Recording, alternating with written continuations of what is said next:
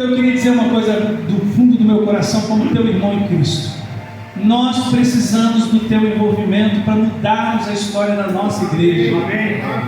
Nós precisamos que você se ofereça e se dispõe.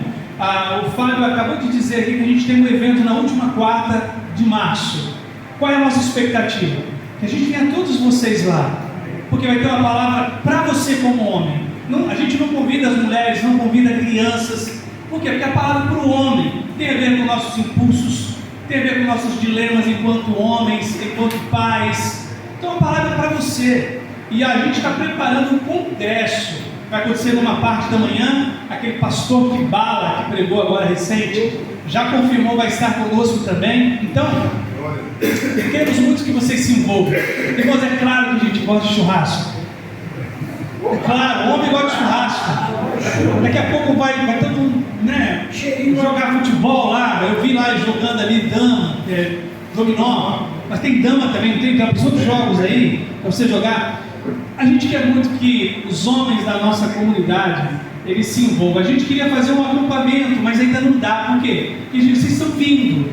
Então, por favor, sejam constantes. Diga para sua esposa: olha, eu fui hoje, foi muito bom, eu assumi um compromisso com Deus. Eu vou investir nesse ministério. Eu vou participar e vou priorizar esse ministério na minha vida. Por quê? Porque eu sei que Deus vai falar com o meu coração. Eu sei que eu vou contribuir para a minha igreja ficar mais forte. Então, pensem nisso, por favor. Invistam nesse ministério. Amém? Amém? Aqueles homens que estão pela primeira vez, a gente queria agradecer a Deus pela sua vida. Fique em pé. Estão pela primeira vez aqui na nossa reunião. Aí, primeira vez. Marcelo, está na primeira vez? Não, você tem. Você está, João? Primeira vez aqui. Aqui na chácara. Não, você tem. Aqui está a primeira vez no nosso ministério de homens aqui. Quantos de homens? Não na chácara. Aí, ó. Vocês todos, sejam muito bem-vindos. Nós vamos aplaudir a Deus pela sua vida. Muito obrigado, amor. Muito obrigado. Pode sentar. Tem flamenguista entre vocês aí que não está? Nós vamos fazer aí o Célula dos Flamenguistas. Isso é uma bênção. Muito bem, o nome do nosso ministério era Corajosos. E a gente achou que deveríamos viver um novo momento, porque Corajosos tem a ver com aquele filme, foi que gerou esse movimento lá atrás. Hoje o nosso ministério se chama Homens de Valor. Repitam: Homens de valor. Homens que têm princípios, que têm caráter, que têm integridade, que lutam, porque nenhum de nós aqui é perfeito, lutam para agradar o coração de Deus. Não sei como é que é homens de valor em Libras. Então, homens é assim, faz aí. Você aprende Libras também. Homens de valor. E de valor, ó. Olha que legal. Vamos lá. Vê, né? Marcelo, barbinha aí. Eu tenho valor. Homens de valor. E eu queria falar sobre um homem de valor, Gideão, livro de Juízes, pode acessar aí no celular. Eu vou ler também, se você não trouxe, não tem problema nenhum, vou acessar, pastor. É Juízes, capítulo de número 6. Eu quero falar sobre Gideão, esse homem de valor. Vocês sabem, porque já leram, sobre o contexto do livro de Juízes. Josué morre, grande líder de Israel, e então Israel entra num declínio espiritual. Qual é o declínio espiritual que a gente aprende na teologia? A identificar um ciclo. Deus abençoa a nação se esquece de Deus, Deus levanta uma provação, o povo corre de volta para Deus, aí Deus volta a abençoar, o povo se esquece de Deus, Deus levanta o exército inimigo, o povo corre para Deus. E se você ler o livro de Juízes, é o tempo todo isso. Não parece com a nossa vida? Deus abençoa a gente e a gente então se esquece de Deus. Aí Deus retira de alguma forma algo que nos afastou dele, a gente corre para Deus. O ciclo do livro de Juízes é o ciclo da nossa vida. E aí você vai ler uma história que está no meio desse contexto. Deus está levantando agora um povo chamado Midianita e está dizendo: vai lá e ataca o meu povo. Só que nesse processo da vontade de Deus, de permitir algo na vida do seu filho, para que ele volte para ele, e deixa eu dizer uma coisa para você que é muito séria: se houver algo entre você e Deus, Deus vai tirar isso para você se voltar para ele. Se houver algo entre você e Deus que impeça de Deus cumprir sobre sua vida os propósitos, por uma resistência tua, Deus vai tirar. Amém. E você precisa atentar para isso. Pastor, eu perdi o emprego. Irmão, vai orar, porque pode não ser apenas um problema socioeconômico do Brasil. Pode ser que você havia se dedicado tanto ao emprego que se esqueceu de Deus. Então agora você se volta para Deus. Então, quando se voltar para Deus com um novo começo de emprego, lembre-se de colocar no seu devido lugar, o primeiro lugar na sua vida. Eu comprei um carro, foi meu primeiro carro. A gente chamava de Trovão Azul. Era uma TL 1971. Eu gostava demais do meu primeiro carro, 18 anos de idade. Então eu disse para o meu pai, eu era professor da escola dominical, tinha 18 anos de idade. Pai, eu não vou mais no domingo de manhã, só vou à noite. Ele falou, por quê? É o único dia que eu tenho para lavar o meu carro. E eu encerava, lembra daquela época de encerar, passava cera, dava um tempinho, vinha lá com a flanelinha. Era isso, 1h30, 2 horas de dedicação no carro. O meu pai só olhou para mim e falou assim, você tem certeza? É o jeito, é o que dá. Trabalhava a semana inteira, fazia faculdade. E aí então eu comecei a me dedicar para o meu carro. E às vezes eu não ia à noite porque eu ficava cansado, às vezes ia jogar bola à tarde. Enfim, eu me esqueci de Deus. Então eu já namorava a André, minha esposa, hoje. Nós fomos para um culto que aconteceria numa praça. E eu estou subindo com o meu carro. E a André disse, o carro está pegando fogo, Marcos da Vida. E foi o tempo de encostar, ir para a guia do outro lado da rua e ver o meu carro inteirinho ser consumido pelo fogo. Inteirinho. O carro pegou fogo inteirinho. Na hora que eu estou vendo o meu carro pegar fogo, Deus disse, agora você volta para mim. E não é isso. No outro domingo onde eu estava? Na igreja. Às vezes nós não entendemos isso. Então o ciclo de Juízes pode ser o ciclo da nossa vida. Prestem atenção. Deus, a Bíblia diz que Deus tem ciúmes da gente. Essa é uma palavra forte, porque ciúme é um pecado. Mas na palavra hebraica diz que Deus tem um desejo muito grande por uma comunhão conosco. Seja o que for que nos impeça de viver essa comunhão com Ele, Deus vai tratar. Porque é especial que você tenha uma relação profunda com Deus. Todos entenderam até aqui? Amém. Essa é a introdução daquilo que eu quero falar com vocês. Capítulo 6 diz assim: os israelitas fizeram o que era mal aos olhos do Senhor. Por isso o Senhor os entregou nas mãos dos midianitas durante 7 anos. Os midianitas eram tão cruéis que os israelitas fizeram para si esconderijos nas montanhas, nas cavernas e nas fortalezas. Sempre que os israelitas faziam um plantio, saqueadores de Midian, de Amaleque e de outros povos do leste atacavam Israel, acampavam na terra e destruíam as plantações. Até onde, gente? Gaza. Já ouviram falar em Gaza? Já ouviram falar em Gaza? Gaza. Está pensando que a coisa é nova? Viu como é que a Bíblia é? Eu acho extraordinário as escrituras. Levavam as ovelhas, bois e jumentos e não deixavam coisa alguma para Israel comer. Esses bandos inimigos que vinham com seus rebanhos e tendas eram como uma praga de gafanhotos. Chegavam em camelos tão numerosos que era impossível contá-los e só partiam quando a terra estava devastada. Os midianitas reduziram Israel à mais absoluta pobreza e o povo pediu socorro ao Senhor. Meus irmãos, eu já vivi muitas situações como essas, de entender que eu preciso depender de Deus, depender do Senhor. Então eles se voltaram. Versículo 7. Quando os israelitas clamaram ao Senhor por causa de Midian, ou seja, por causa daquilo que estava ocorrendo, o Senhor lhes enviou um profeta que disse: assim diz o Senhor, Deus de Israel: eu os tirei da escravidão do Egito, eu os livrei dos egípcios de todos os que os oprimiam, expulsei seus inimigos e dei a vocês a terra deles. Disse a vocês: eu sou o Senhor seu Deus, não adore os deuses dos amorreus em cujas terras agora vivem.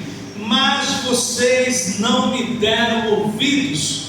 É como se Deus nos dissesse insistentemente: vocês não têm me dado ouvidos.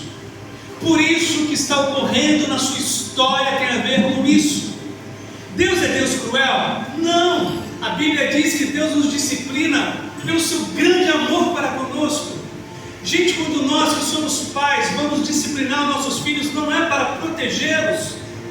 Às vezes nós vamos de alguma forma adverti-los, não é porque nós os amamos. O Pai Celestial faz a mesma coisa, em outras perspectivas e níveis para conosco.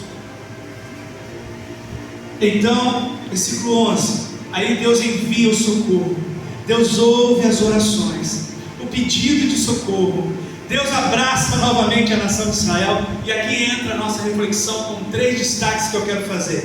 Então o anjo do Senhor veio e sentou-se debaixo do grande carvalho em Ofra, que pertencia a Joás, do clã de Abiezer. Gideão, filho de Joás, estava debulhando trigo no fundo de uma prensa de uvas, a fim de não ser descoberto pelos midianitas.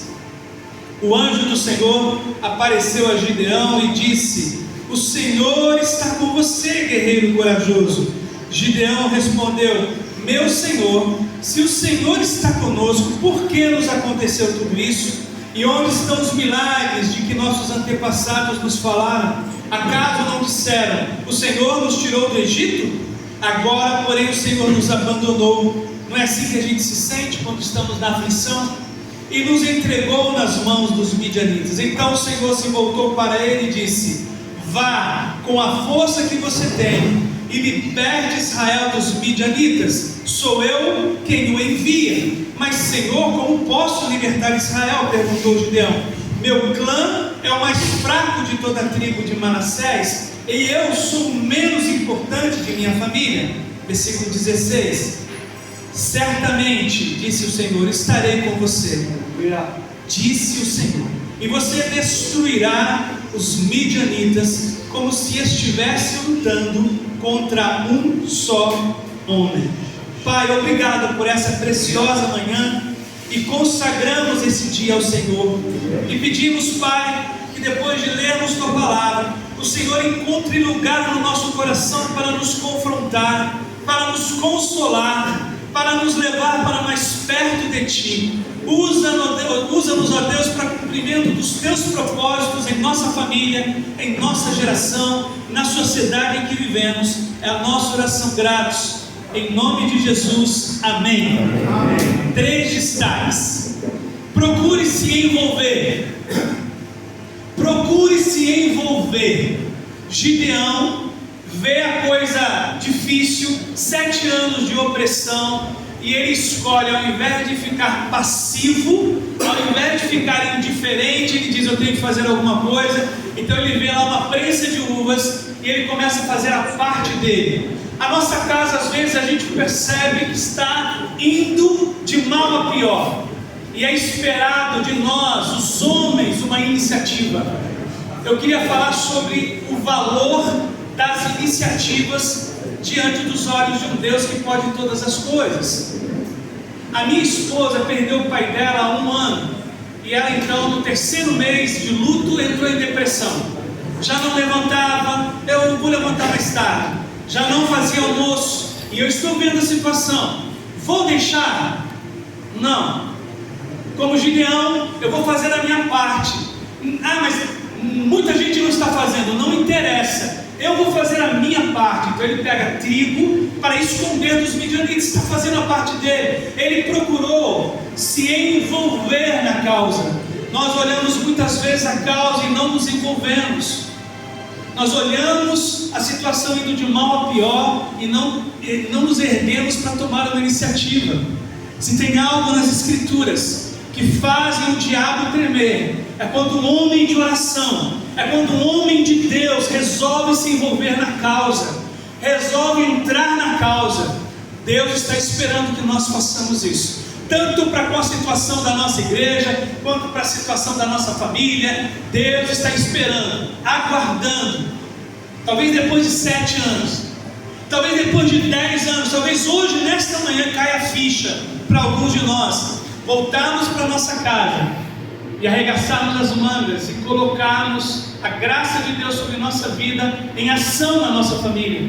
Então eu disse, eu preciso mudar algumas coisas. Reuni meus 3 filhos, disse, mamãe está em luto, e nós precisamos agora não só olharmos por ela, mas nós precisamos ajudá-la. Viu ela chorando? Vai lá e abraça, ora pela mamãe.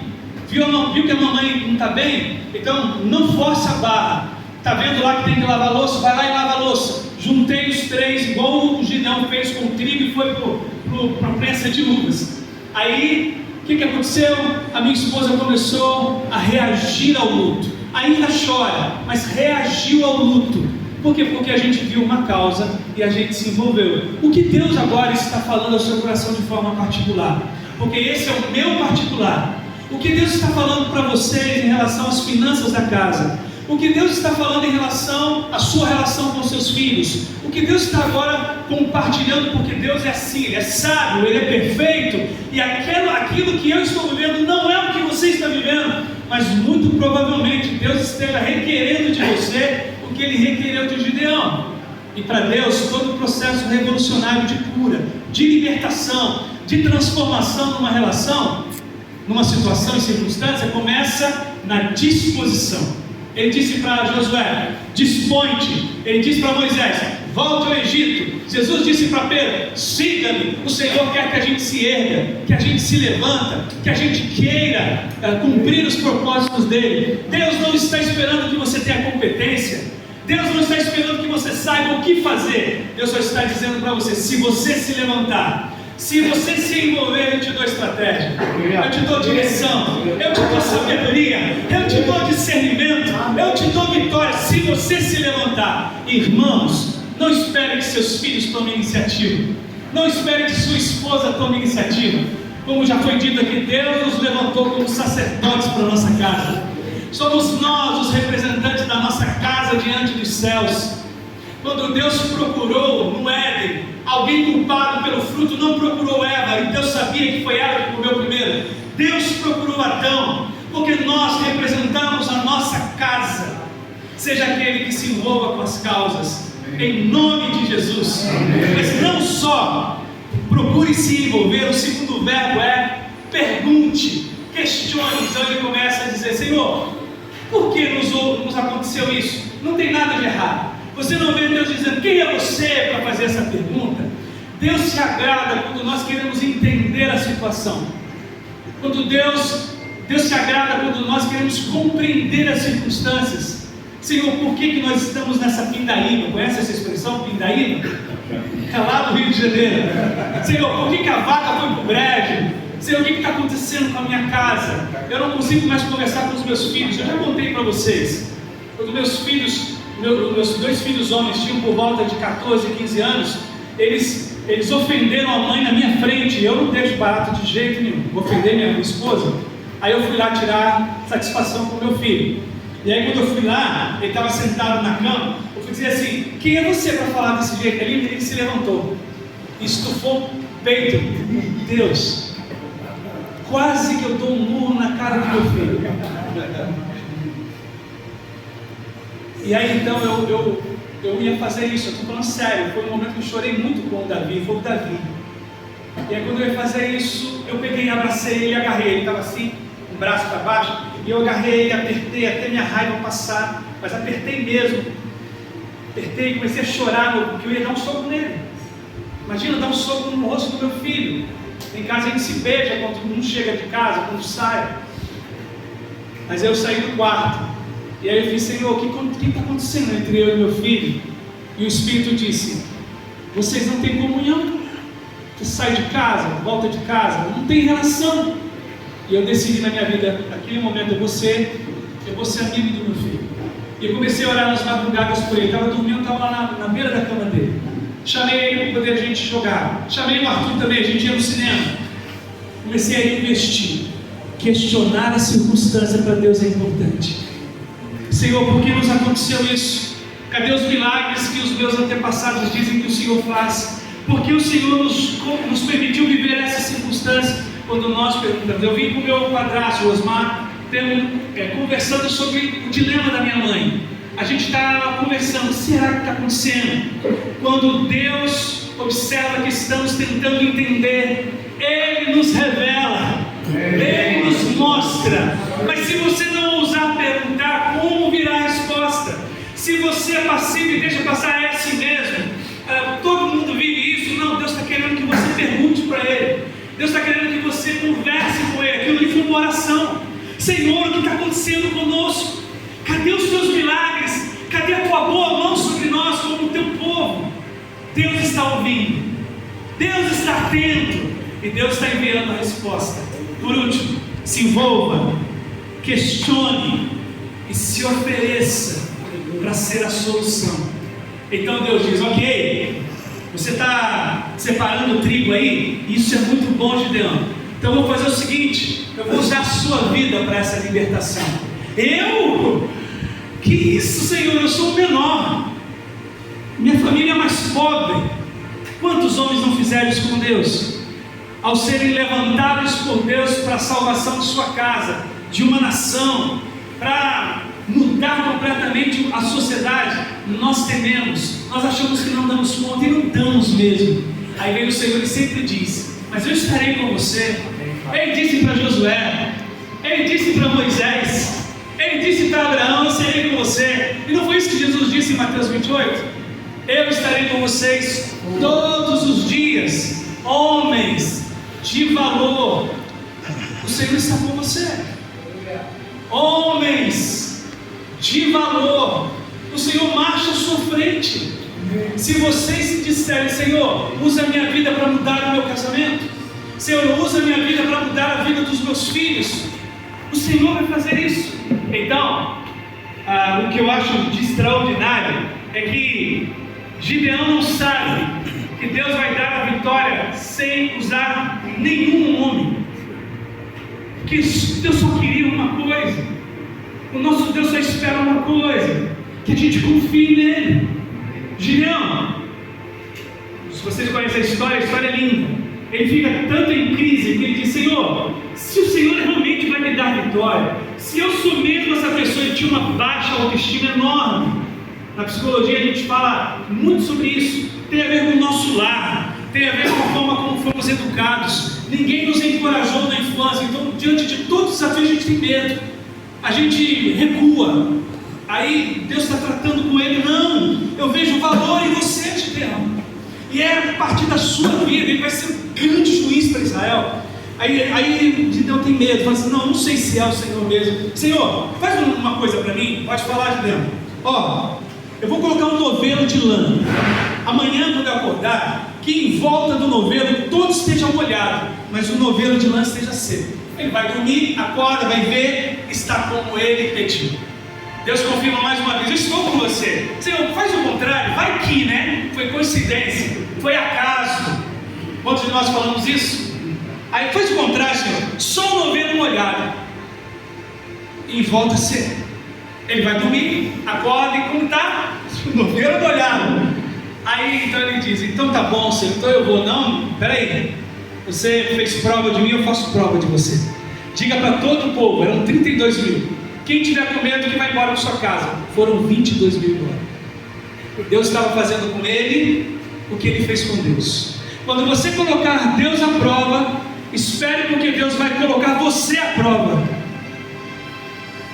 Aí ele diz, bem, eu fiz uma prova com Deus, beleza. Não, agora manda todo mundo beber água, manda os 10 mil beber água. Aí os 10 mil vai lá pro rio lá beber água. Separa aqueles que trazem a água até a boca, aqueles que descem a água, tira eles. Só ficou 300.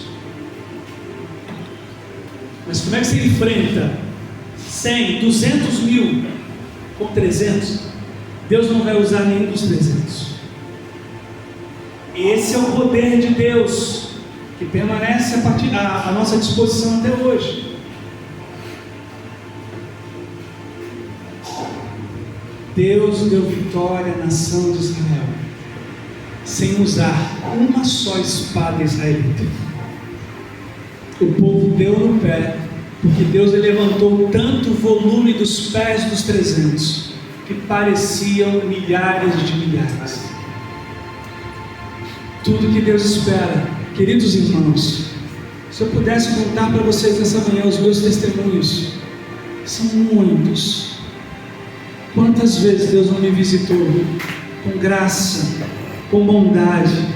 Tudo que Deus espera que nós façamos é que a gente confie. Não é isso que a Bíblia diz? E o mais Ele fará. Confia, busque primeiro, mais Ele fará. Eu quero encerrar. A banda pode vir, a gente vai cantar. Quero ir mais fundo, leva-me mais longe, mais fundo. Eu quero intimidade contigo. Eu quero contar uma coisa para vocês. Foi feita uma pesquisa num instituto muito sério chamado Instituto Barna, sobre como a salvação chega nas famílias evangélicas. Quando uma criança se converte, a probabilidade de que sua família se converta também é de 9%.